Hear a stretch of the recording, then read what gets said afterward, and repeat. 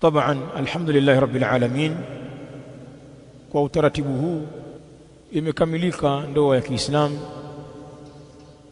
Bwana Yusuf ameozeshwa mke wake Khawla kutoka kwa watu wa nyumbani kwao, na huu ndio utaratibu tuliofunzwa sisi Waislamu. Tunapompenda mwanamke basi tufuate taratibu hizi.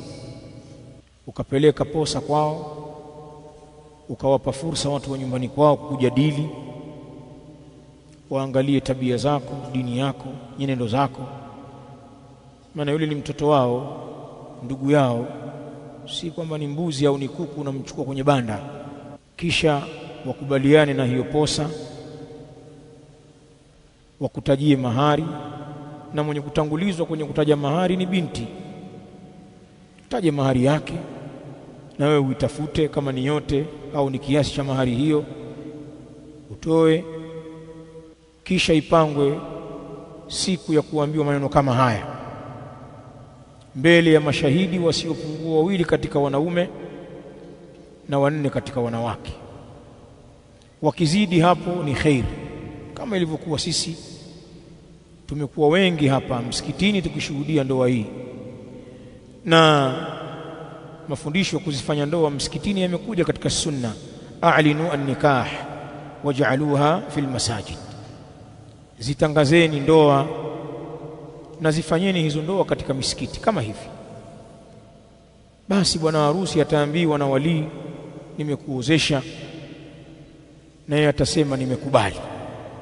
Kutoka hapo tayari mafungamano ya kindoa yanaanza. Yule binti ambaye alikuwa kwao chini ya mawali wake, baba zake, kaka zake, maami zake, babu zake, wajomba zake, ule usimamizi unahama pale pale, unahamia kwako mume ambaye umeambiwa tumekuozesha, na wewe ukasema nimekubali. Kwa hivyo majukumu yote yanahamia kwako. Yule mwanamke ni binadamu, ana haki zake ambazo alikuwa akizipata kwa wazazi wake, walezi wake na ndugu zake. Anatakiwa azipate haki zile na ziada kwako. Sasa ale anapokuwa na njaa, umtafutie maskani ya kuishi, mahali pa kumhifadhi pa heshima, avae mavazi ya kumsitiri mwili wake na kumpamba maumbile yake. Mwanamke akiumwa apate matibabu, atibiwe vizuri, lakini apate haki nyingine za kutendewa wema. Uzungumze naye maneno mazuri, maneno yasiyokuwa na kashfa wala kejeli, wala usimnyanyase na kumfanyia gugu ukamsimanga anapokuwa katika nyumba yako. Yote haya ni kinyume na wema. Uishi naye katika namna ambayo inaitwa ni wema, lakini umsimamie katika dini yake. Ni katika jambo kubwa kabisa ambalo linakuwa kwako. Hakikisha mko wako anafanya ibada, na wewe ukifanya ibada aswali swala za faradhi, swala za sunna, asimamie misingi ya Uislamu, afunge saumu za Ramadhan, akiwa na uwezo wa haji mpeleke haji, atoe az-zaka na nguzo zote za Uislamu. Akubali kuwa chini ya misingi ya tauhid, kumpokesha Allah katika ibada na kuachana na shirki. Mambo ya dini kwa ujumla wake mwanaume ni wajibu wako kuyasimamia. Kadhalika kumsomesha dini yake na kumuendeleza. Ikiwa alikuwa hajui, anza kumsomesha mke wako, ni wajibu wako huo. Na ilikuwa alikuwa anajua baadhi ya misingi anayo ya dini yake, basi muendeleze. Simamia darasa zake, muelekeze madarasani, mtengenezee mazingira rafiki ya kuweza kusoma, msaidie majukumu yake ili apate wasaa. Haya yote ni majukumu yanahamia kwa mume, wakati alikuwa majukumu haya ni majukumu ya jamaa zake. Lakini pia una jukumu kubwa jingine la kumkidhi kimwili, na hili ndio ambalo kwa sababu yake zikahalalishwa ndoa. Huu ndio utaratibu wa Kiislamu. Utaratibu mwingine wowote ambao wanautumia watu hivi sasa katika Waislamu na wasiokuwa Waislamu wa kuchukuana kienyeji, wakakatu wakatongozana vichochoroni huko, huo ni utaratibu wa kihuni na wala haukubaliki katika sheria ya Kiislamu. Na kama pana watu wanafanya hivyo, wamuogope Allah subhanahu wa ta'ala. Safari ya akhira ipo karibu, na hayo unayoyafanya utakuja kuulizwa. Na hao unaowafanyia hivyo ni watoto wa watu, dada za watu, mashangazi za watu, mama za watu, wana heshima zao. Sidhani kama wewe unapenda uje ufanyiwe hivyo kwa binti yako, kwa dada yako, kwa mama yako, kwa anti yako. Sidhani kama unafurahi kufanyiwa uhuni kwa watu wako. Ikiwa hilo jambo ulipendi wewe kwenye nafsi yako, vipi unawafanyia wenzako? Kwa nini basi unakuwa ni jasiri kufanya uhuni kwa dada za watu, kwa mama za watu, shangazi za watu? Kwa nini? Kwa hivyo utaratibu huu ndio utaratibu wa heshima na wa salama, na utakuhifadhi wewe na utakuondoshea laana, dua mbaya kuombewa na watu kwa sababu ya kuchezea familia za watu. Kwa hivyo ndugu zetu Waislamu, ndoa ni njia nyepesi kabisa ya kujihifadhi, na sheria ya Kiislamu imeirahisisha ndoa. Tutumie taratibu hizi. Na nimalizie nasaha zangu kwa kutoa neno langu kwa mawalii, wasimamizi ambao wana mabinti kwenye mikono yao, ima watoto wao wa kuwazaa au watoto wa ndugu zao au wadogo zao au dada zao. Almuhimu, mwanaume ambaye una usimamizi wa wanawake, inapokuja fursa ya mtu kutaka kuoa kwako na vigezo vya kisheria vikakamilika, usiweke uzito, mfanyie wepesi muoaji. Kwenye ndoa kuna baraka, kwa sababu ukizuia unaweza ukasababisha balaa kubwa sana. Na haya ni maelekezo ya Mtume sallallahu alaihi wa alihi wasallam, na watu wengi waliokiuka maelekezo haya wamepata madhara. Al-Imam Tirmidhi rahimahullahu ta'ala anaitaja riwaya kwa kiwango cha hasan, ni hadithu hasan, hadithi ya Abi Hurairah radhiyallahu ta'ala anhu قال قال النبي صلى الله عليه وآله وسلم إذا أتاكم من ترضون دينه. katika baadhi ya riwaya imekuja idha khataba ilaykum man tardawna dinahu wa khuluquhu fazawijuhu, ikiwa atakuja kuposa kwenu mtu ambaye mnairidhia dini yake na mnairidhia tabia yake, ni mtu Muislamu mashaallah, dhahiri yake Muislamu, familia yake Waislamu, yeye mwenyewe Muislamu, nembo za Uislamu zimedhihiri kwake, anaswali, ni mtu anavaa mavazi ya Kiislamu. Amekuja mtu ambaye mnaridhika na dini yake ya Uislamu, wa khuluquhu, na mnaridhika na tabia zake, ni mtu muungwana, mtu mkweli, muaminifu, wala sio mtu muovu, sio mtu mlevi, sio mtu dhalim, sio kibaka, ni mtu ana akhlaq na watu wanamsifia kwa tabia nzuri. Akija mtu kama huyo akabisha hodi kwako au kwenu, anataka mke, Mtume anasema fazawijuhu, basi muozesheni haraka haraka. Illa taf'alu, msipofanya hivyo, mkaingia huku na kule, mkaleta ujanja, mkakataa kumuozesha, mkatumia hoja dhaifu tu, wengine hutumia sababu za kimaslahi, basi mtu Muislamu ana tabia, lakini unaanza kuhoji mambo yasiyokuwa na maana. Kwanza ni kabila gani? Kabila la kuhusu nini? Sisi Waislamu na makabila wapi na wapi? Hebu wajieleze kwanza, kwenye akaunti kuna soma ngapi, ya kuhusu nini? Wewe ni muhasibu wa BOT, wataka kufanya hesabu, wataka nini hesabu zake za benki, ya kuhusu nini hayo? Wewe ungeulizwa maswali hayo ungekuwa na mke.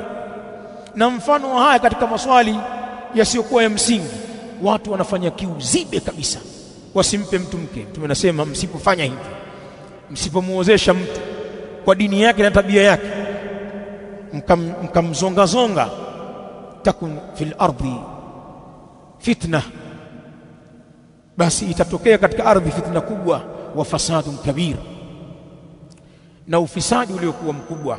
Watu wasipoozeshwa, wale waliowapenda wakaja kuomba muozeshe, na nyinyi mkakataa bila sababu za msingi, Mtume anasema balaa lake, tayari hawa watu washapendana. Na mnajua uchumba ni kama shoti bwana, wakati mwingine huwezi kuzuia, mtasababisha balaa. Watu watatafuta plan B sasa ya kukutana, ya kuwa pamoja. Ndio yale unasikia watu wametoroshana, mtu kamtorosha binti wa mtu, kamtoa kwake geti kali kabisa, lakini utashangaa ametoka na mbwa wako ametulia tuli, au mbwa wa geti kali, mtoto katolewa yuko huko. Yale ni mambo wanaonyesha kwamba unaweza kutokea ufisadi.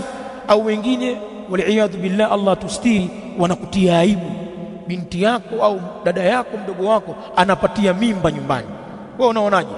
Yule mtu msiyemtaka yeye anamtaka, balaa anawaletea mimba na watoto wa zinaa. Ile ni aibu, amewatukanisha familia nzima kwamba niko hapa na nimepatia mimba hapa hapa, na mtakilea hicho kijomba au hicho kibabu, mtakilea hamna namna, mtailea mimba mpaka mtoto. Aibu. Ndio haya anayazungumza Mtume alayhi salatu wasalam, illa tafalu takun fitnatun fil ardh, ikiwa hamtuwaozesha hawa itatokea fitna katika ardhi na ufisadi uliokuwa mkubwa. Ndio al-allamatu al-qari al-harawi rahimahullahu ta'ala, wakati anaisherehesha hadithi hii kwenye kitabu chake mashuhuri, mnakijua wanafunzi, Mirqatul Mafatih sharhu Mishkatil Masabih, akasema in lam tuzawijuha illa min dhi malin au jahin, ikiwa nyinyi mawalii mtamzuia binti yenu ikawa hamumuozeshi ila mtu mwenye mali, mtu mwenye pesa, mnaangalia matajiri au watu wenye vyeo na watu wenye nafasi mbalimbali, ikawa hamuozeshi watoto wenu au dada zenu ila watu hao wenye pesa au watu wenye vyeo, anasema rubbama yabqa aktharu nisaikum bila azwaj. Al-allama rahimahullah anasema huenda wakabakia wengi katika wanawake wenu bila waume. Ikiwa sasa hamtoi ila kwa watu wenye uwezo na vyeo, mabinti zenu, dada zenu, shangazi zenu, mama zenu wakubwa wadogo, watabakia bila waume. Wa rubbama yabqa aktharu rijalikum bila nisa, na huenda wakabakia wengi katika wanaume wenu bila wanawake. Sasa watu wanataka pesa na vyeo na watu hawana uwezo huo, ina maana wanaume wengi watakwama kwenye kuoa, kwa sababu watu wanachagua vipato na nafasi na sio zile sifa ambazo Mtume alayhi salamu amezisema. Kisha akasema fayakthuru aliftitanu bizina. Al-allamatu al-qari rahimahullah, mulla Ali al-Qari anasema patakithiri sasa watu kufitiniwa kwa uzinifu, zinaa zitaenea. Fayakthuru aliftitanu bizina, na kutakuthiri kufitinika kwa uzinifu, watu watazini. Huwezi kuwazuia shekhe, na dunia imejaa balaa, uzinifu umerahisishwa, njia za mawasiliano ni rahisi. Leo unamdhibiti vipi mwanamke leo? Vipi utawadhibiti watoto wa kike hawa wa kizazi kipya waliokuwa wajanja, wana smartphone, wana iPad, wana laptop, wanaingia internet, wana ujanja, wewe huwawezi. Utamdhibiti vipi na huyo mwanaume? Zinaa itakuwa nyingi. Baya zaidi akasema rahimahullahu ta'ala, wayalhaqu al-awliyaa 'arun, na kwa sababu ya kuzuia kuwaozesha watu mawali, familia zitaingia aibu, wataonekana mabinti zenu ni wahuni, watu wa kurukaruka na wanaume. Kwa nini usimuozesha kama ni mume wake? Wewe unaonaje binti yako anaonekana mtu ambaye ni hawara yake, au dada yako yuko na hawara yake, au unampita mahali amekaa na hawara, au anapita kwenye gari, wewe unajisikiaje?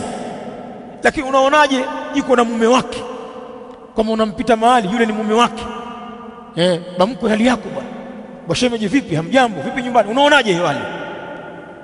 Usipowaozesha watoto wako au dada zako au wadogo zako, utapata aibu wewe wali. Hizo mimba zitakuja za zinaa, wataruka geti, watakwenda viwanja, watatoroshwa na hutoweza kuzuia. Na leo katika ulimwengu wetu pana hao watu wanajiita wanaharakati wa kumkomboa mwanamke. Usiombe kukutana nao kwamba binti yako au dada yako kuna mtu kampenda huko, anamtaka alafu mnamzuia. Atapata watu wa kumtetea hata kotini, mahakamani. Watajitokeza wanawake mawakili hawa, hawahitaji kulipwa, wanatetea haki ya mwanamke mwenzako. Anaweza wakadhalilisha. Katika dunia ya leo binti huwezi kumzuia. Usipomuozesha wewe, ataozeshwa na serikali na huna la kumfanya. Kwa nini usubirie ufikie huko? Na sisi tuna Uislamu. Al-Allama al-Qari akazungumza mengi, lakini baadhi ni haya aliyotunasihi. Kwa hivyo tuwaozeshe watu wetu tunapojiliwa na watu sahihi. Sikuwa ninataka kuyazungumza maneno mengi, lakini maneno huvuta mengine na tulichelewa kidogo. Tuchukulie haya ni nasaha zetu. Mimi mwenyewe ninazungumza yananihusu, nyinyi mnaonisikiliza na wale ambao ujumbe huu utawafikia. Tutengeneze mazingira rafiki ya kwenda kuoa, na sisi wanaume tutumie njia sahihi za kuwaposa mabinti za watu. Wakati mwingine mnalalamika mnanyimwa wake, lakini ni njia mnazotumia, njia zinaonyesha dharau. Wewe ushamchukua binti yangu au mdogo wangu au dada yangu, ushamaliza kila kitu, kama vile unakuja kutupa taarifa tu, ushamtongoza, ushamueleza kila kitu, mwisho huko ndo unatufuata sisi. Si dharau hiyo? Sasa Uislamu huko hivyo, mkinyimwa msilalamike, tumieni njia sahihi, walau unyimwe ikiwa umefuata njia sahihi. Na wengine mko hapa na mnatutia aibu na mnanasibishwa na sisi, ni mtu wa dini bwana, mashaallah, mtu wa dini bwana, ana swala 5 mpaka unashtuka amefanya kafanya hivyo bwana. Watu wanatorosha mabinti za watu. La, sio utaratibu sahihi. Fuata njia sahihi. Sisi hatukubaliani na utaratibu wowote ulio kinyume na sunna, na yeyote anayefanya jambo hilo hapa ni yeye, ni jambo lake, sio letu sisi. Msikiti hauhusiki wala dini ya Allah haihusiki wala sisi hatuhusiki, lakini kutuletea taarifa kama hivi za kuoa, tunakuozesha. Mimi nimekaa nje na wazee wangu pale, tunamsubiria wali kwa heshima kabisa, tunamsubiria al-akhi Imran afike, kwa sababu jambo ni lake. Hatuwezi kufanya uhuni hapa, afike aozeshe. Huu ndio utaratibu wa Kiislamu.